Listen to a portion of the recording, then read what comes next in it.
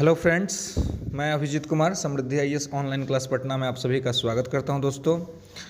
और बहुत ही खुशी है और बहुत ही हर्षोल्लास का माहौल है बीपीएससी विद्यार्थियों के लिए, क्योंकि कल जो हमने झेला, जिस प्रकार से बीपीएससी अभ्यर्थियों पर लाठी बरसाई गई और उसको जो जिस प्रकार से परेशान किया गया, शांतिपूर्ण आंदोलन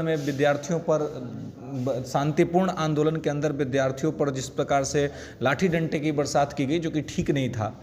और खैर, लेकिन कहते हैं कि जब सफलता मिल जाती है तो संघर्ष चाहे जितना भी हो, सफलता मिलने के बाद हमें लगता है कि हमें अपना ध्येय मिल गया।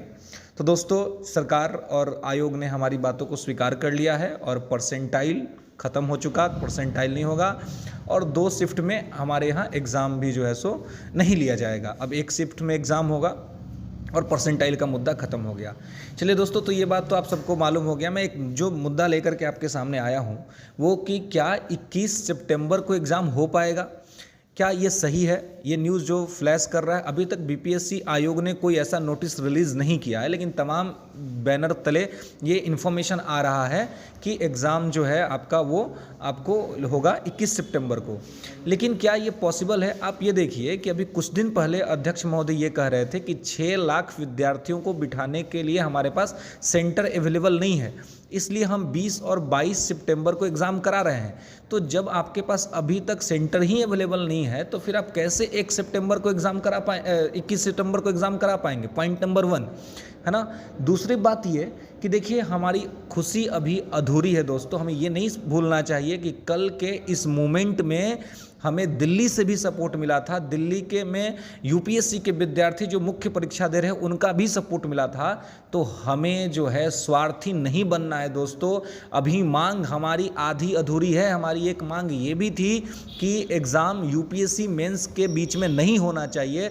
तो हमें इस बात का भी ख्याल रखना चाहिए दोस्तों, और हमें ये डिमांड रखना होगा गवर्नमेंट के सामने कि आप ये कैसे, जब एक बार आप कह रहे हैं कि आपके पास सेंटर नहीं है, फिर अचानक से आपके पास सेंटर कहाँ से आ जाएगा?